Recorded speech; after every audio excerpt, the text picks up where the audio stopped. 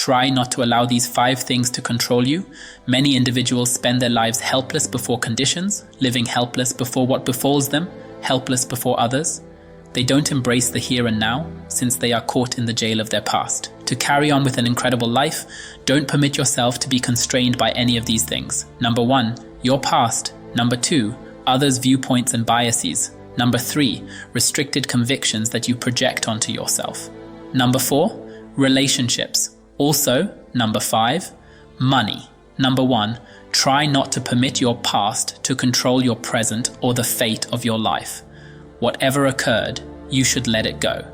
Abandon the aggravation of the past so it can't demolish your future. Abandon the haziness of your past so it can't obstruct the radiance of your splendid future. Your past is no more.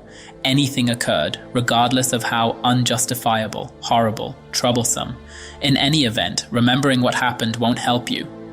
In the event that somebody treated you terribly, the best way to win is to turn the page and continue on with your own personal business. Assuming you live with disdain, they win. Assuming you put yourself in the job of casualty, they win. If you have any desire to win, you should zero in on building your future and begin at this moment. Drop that load from your shoulders so you can be free. Try not to permit what occurred in that frame of mind to destroy this second, which is awesome, this second that is currently to be delighted in, which is prepared for you to completely live. Number 2, try not to let others' perspectives and biases control your way of living. The need to fit in and feel adored can make you follow ways you would have zero desire to follow. Satisfying everybody is a revile that should be stayed away from no matter what. Prior to doing anything, ask yourself, am I doing it since I need to, or in view of my apprehension about being decided by others in the event that I don't? You are conceived remarkable for an explanation. You are destined to stick out, to be esteemed and cherished for what your identity is. Try not to quit trying to please in with the existences of others. Sparkle as you are. The individuals who truly care about you will see that light and sparkle with you. Number 3, try not to permit your life to be constrained by your own restricted convictions. Presently, an admonition with this one. These convictions might be cognizant, however more probable they are oblivious. Maybe they are oblivious impediments that have been adapted into you since the beginning and all through your life, by paying attention to people around you who never accomplished their own fantasies. Know about your own restricted convictions and advise them to quiet down. There isn't anything you can't do, nothing you can't have, and nobody you can't become, assuming you trust in yourself. Assuming you think the sky is the limit. Think about what? The sky is the limit. At the point when you change your conviction from restricted to limitless, your true capacity is limitless. Envision what you can achieve if you carried on with your life as though the sky was the limit, as though supernatural occurrences were a base day-to-day prerequisite. As the platitude goes, at the point when there is no foe inside, the adversary without can't hurt you. At the point when you don't have anything inside halting you, there isn't anything outwardly that can stop you by the same token.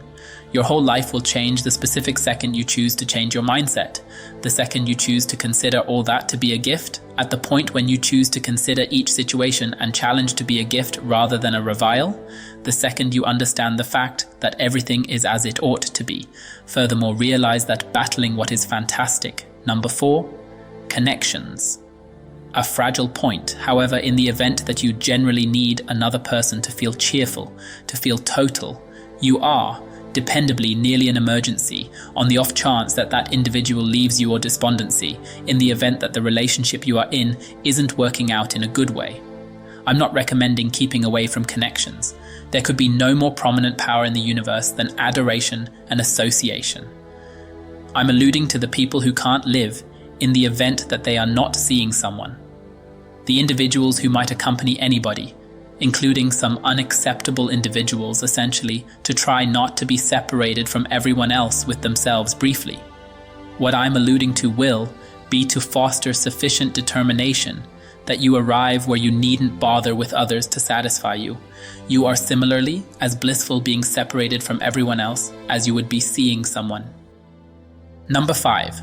This controls most of people on Earth. Might you at any point think about what it is? Money. This doesn't mean you shouldn't want overflow. it doesn't mean cash is terrible. You know as well as I do the extraordinary things you can do and the number of individuals that can assist with the cash. What I need to say is, try not to allow your choices to be constrained by cash. Assuming you are picking something, essentially in light of how much cash is in question, you just pursued some unacceptable choice. What you will acknowledge is that when you depend on your instinct and let your goal to serve others guide you to do everything you can for other people, consistently when you follow your instinct and really give every one of you cash, it will come.